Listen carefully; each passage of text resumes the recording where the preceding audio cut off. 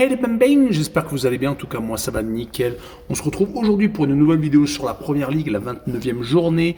Il n'y aura que 8 rencontres à analyser car Aston Villa Liverpool s'est déjà joué, il y a eu 2 buts partout et Newcastle Crystal Palace se jouera le 16 avril.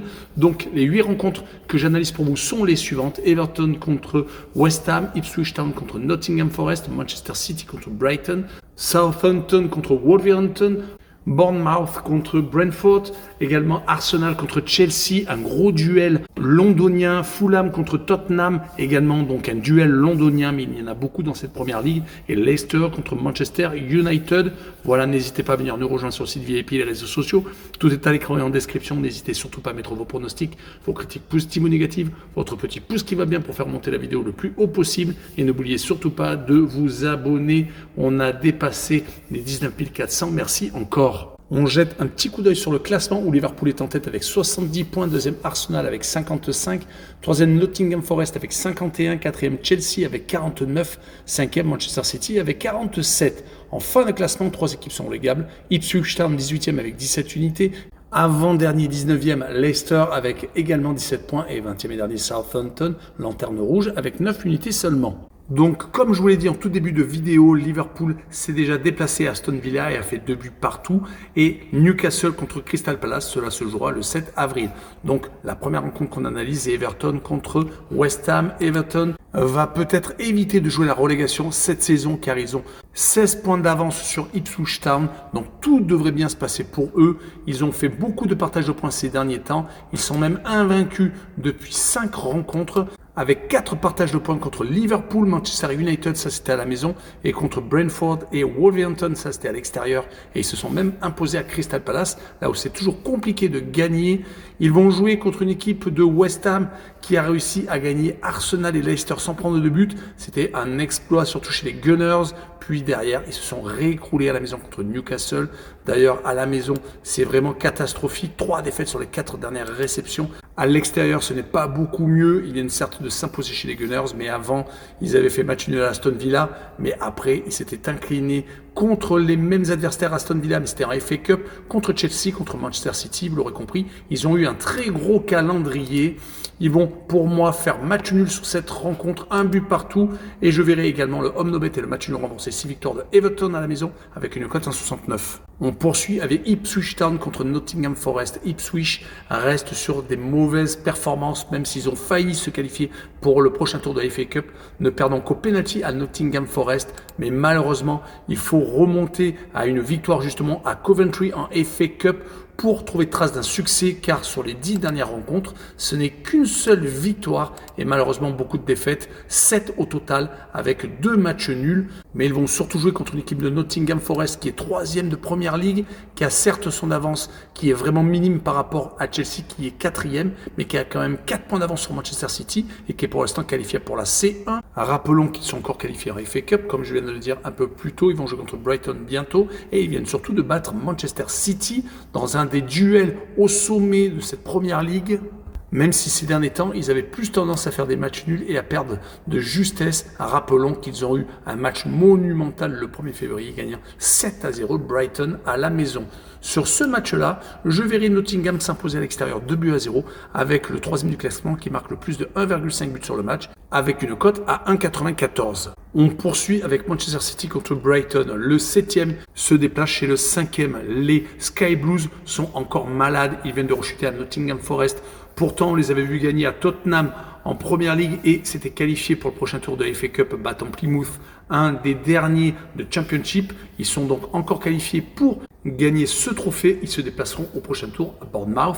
Là, ils vont jouer contre Brighton, qui est une équipe très joueuse, qui reste sur de très grosses victoires consécutives, 6 exactement. Ils ont battu 2 fois Chelsea, se sont imposés à Newcastle, mais c'était en prolongation, et ont battu des équipes comme Bournemouth, comme Fulham, très compliquées à jouer. Pour ce qui est des Sky Blues, on s'aperçoit tout de même qu'ils ont perdu 5 reprises et ont gagné 5 fois. Donc c'est vraiment un bilan plutôt moyen pour une équipe qui dominait l'Angleterre, voire même l'Europe à un certain moment. Sur cette rencontre, je verrai bien à 1 but partout entre les deux formations avec Brighton et un handicap de +1. Pour moi, ils ne perdront pas par 2 buts d'écart, voire même par 1 but d'écart. Et je verrai une cote à 1,78. On continue avec le dernier Southampton contre Wolverhampton qui est 17e. Premier non relégable, il y a 14 points d'écart entre les deux équipes. Southampton vient de perdre avec des gros scores 4 fois consécutivement. 3 buts encaissés contre Bournemouth, 3 buts à Liverpool, 4 contre Brighton et 4 contre Chelsea. Ils vont tout droit vers la Championship. Ils ont 14 points de retard, comme je l'ai dit, sur le 17e. Donc s'ils perdent, c'est totalement fini. Ils vont jouer en plus contre une équipe de Wolverhampton qui vient de perdre, certes, au penalty à Bournemouth en FA Cup, mais qui avait fait un but partout, qui avait réussi d'ailleurs à s'imposer chez le même adversaire, mais c'était en première ligue le 22 février. Par contre, à la maison, ils sont beaucoup moins intéressants, perdant contre Fulham, se faisant accrocher contre Everton.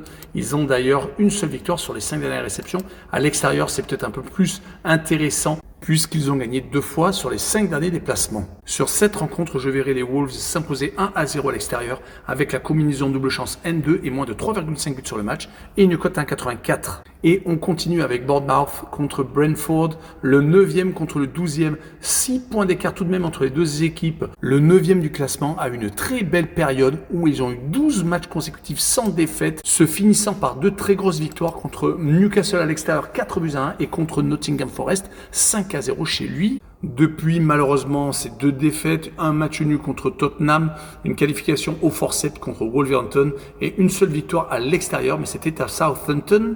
Ils vont jouer contre une équipe de Brentford qui est malheureusement très faible à la maison, qui ne gagne plus depuis très longtemps. Il faut remonter au 7 décembre depuis ces 8 réceptions où ils n'ont pas gagné. Par contre, à l'extérieur, ce n'est pas du tout la même chose, car sur les 5 derniers déplacements, il y a 4 victoires qui sont d'affilée de surcroît. Donc c'est vraiment une équipe très dangereuse hors de ses bases. Et sur ce match-là, je verrai un but partout entre les deux équipes, avec les deux équipes qui marquent et une cote 1,46. Poursuivons avec un des plus gros derbys de Londres, Arsenal contre Chelsea, le second contre le 4e, un très beau choc en perspective, 6 points d'écart entre les deux formations.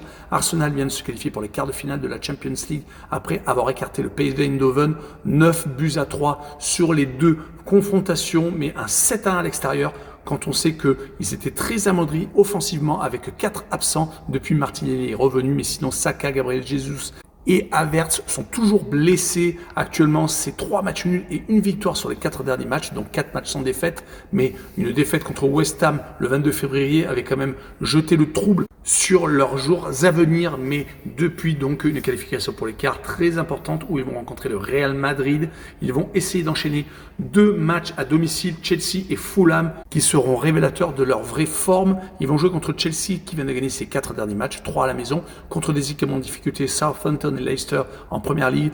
Et en Europa League Conférence, ils ont sorti le FC Copenhague gagnant à l'aller et au retour, mais de façon assez courte. Et vu qu'à l'extérieur, Chelsea, depuis 6 rencontres, ne gagne plus et que Arsenal est plutôt solide quand ils le reçoivent, je vais quand même mettre une victoire des Gunners 2-1 contre les Blues avec les deux équipes qui marquent et une cote 1,77.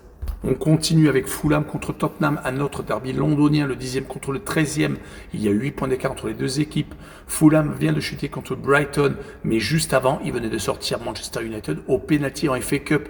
C'est plutôt une équipe qui est bonne à l'extérieur actuellement, qui a quand même gagné 5 de ses 8 derniers déplacements, dont un à Chelsea et un autre à Newcastle. Mais c'est une équipe qui est vraiment très joueuse et qui peut battre n'importe qui va jouer contre Tottenham qui vient de se qualifier pour les quarts de finale de la C3 battant l'AZ Alkmaar. Ils vont rencontrer prochainement l'Eintracht de Francfort. Très beau choc, mais c'est peut-être la seule bonne note ces derniers temps car avec une 13e place en première ligue, on ne pourra pas se qualifier pour une prochaine Coupe d'Europe. Ils sont certes vraiment très loin de la zone de relégation, donc tout devrait être bon. Peut-être que ce sera la seule cerise sur le gâteau, cette Europa League. Ils sortent de 2 matchs à la maison où ils n'ont pas gagné, se faisant accrocher par Bournemouth et perdant contre Manchester City. Donc sur cette rencontre, je verrai Fulham s'imposer 2-1 chez lui avec le droit au no-bet et le pari rembourser ses matchs nuls et une cote à 1,50. Et on finira avec Leicester qui reçoit Manchester United, le 19e contre le 14e. 17 points d'écart entre les deux formations. Manchester United vient également de se qualifier pour les quarts de finale de la C3. Ils vont bientôt rencontrer l'équipe de Lyon. Donc ça va être un très beau duel. Les Mancuniens viennent de gagner la Real Sociedad 4-1, confirmant donc leur bonne forme dans cette Coupe d'Europe. Ils sont par contre un petit peu moins bien en Première Ligue, même s'ils viennent d'accrocher Arsenal. Ils restent sur 3 matchs sans défaite, dont dont une victoire seulement, c'était à la maison contre Ipswich Town, et 2 partages de points contre Everton et contre les Gunners, comme je viens de le dire. Du côté de Leicester, par contre, c'est totalement catastrophique. Ils s'écroulent totalement sur les 9 derniers matchs de Première Ligue. Il y a quand même 8 défaites et une seule victoire. C'était à Tottenham. On espérait qu'ils se relèveraient et peut-être reprendraient un peu de confiance, mais malheureusement non. Ils ont 6 points de retard sur Wolverhampton, qui est pour l'instant premier non relégable. Sur ce match-là, je verrai une victoire de Manchester United 1-0 avec un but de Bruno Fernandes, qui est le capitaine courage, qui vient encore de mettre un triplé contre la Real Sociedad, et ce sera une cote à 3,10. Voilà, on en a fini avec cette vidéo. N'hésitez pas à venir nous rejoindre. Tchou les bang bang!